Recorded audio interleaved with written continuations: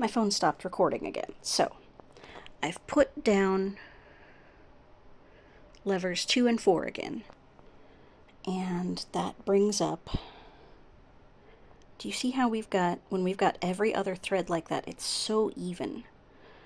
There's always the same space between threads. And the ones that it doesn't, the ones on the bottom half of the shed, are also just so even. So we're going to put, like it said in the diagram, 3 and 4, and now it's not so even. That's what makes the design. There are places with no thread and places where the threads are just quite a lot packed together. And that's what makes the design. So we've still got our thread right here that leads off to this shuttle with this bobbin. And we're still going to keep using that as our background color. But we're going to make a design with this shuttle. So we're going to put this in.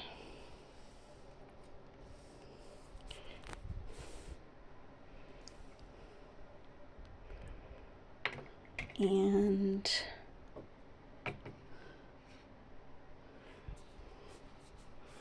pull this over to there.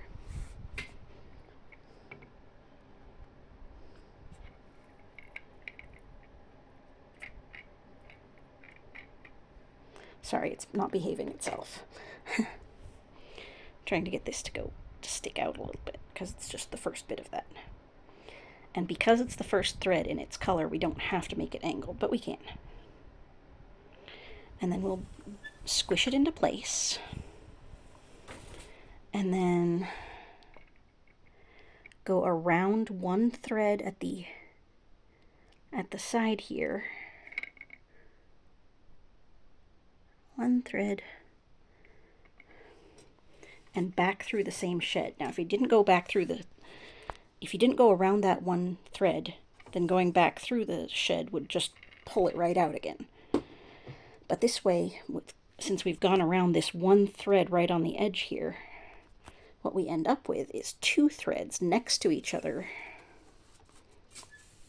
that make a thicker bit.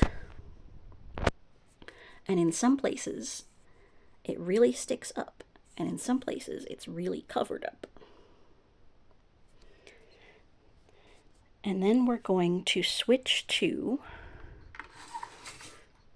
remember how before we switched it to do 3 and 4, it was on 2 and 4? So now we're going to do the opposite plain weave pick of 1 and 3.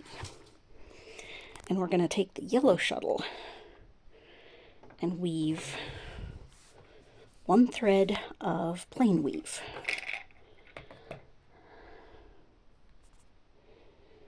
Which, just a second, the little tail there I have to fix. Okay, so we've got our background thread here, and we squish that into place.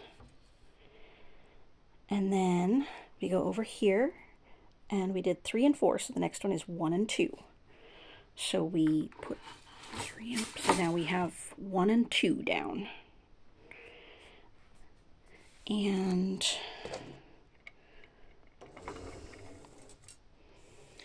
we do 2 of that as well. So once again, we place this, squish it into place, go around 1 thread, and back through.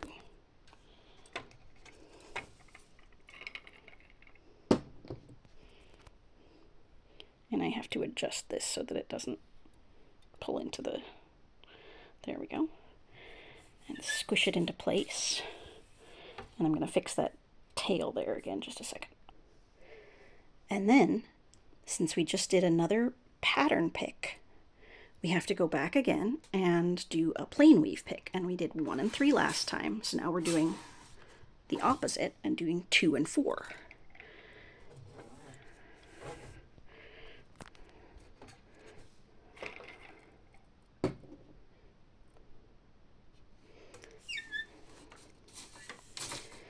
if you get in close there, you can see how we've got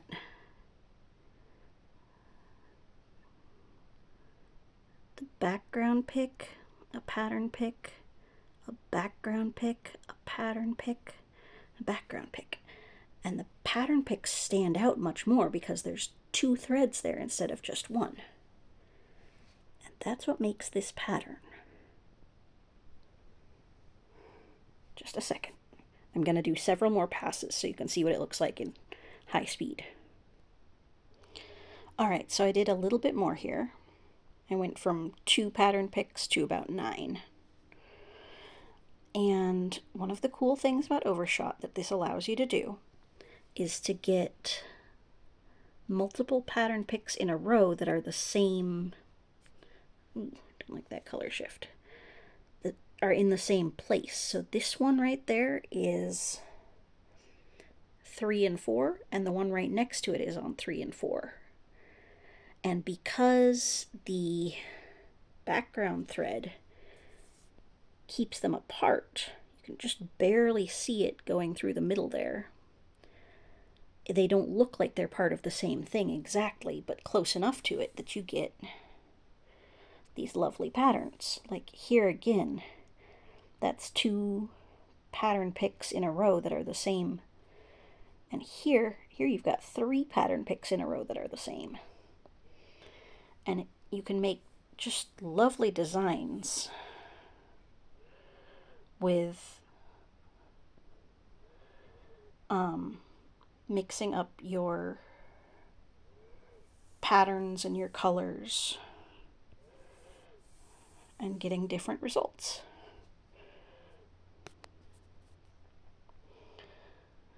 I haven't figured out how to draw my own patterns yet, but one of these days I will.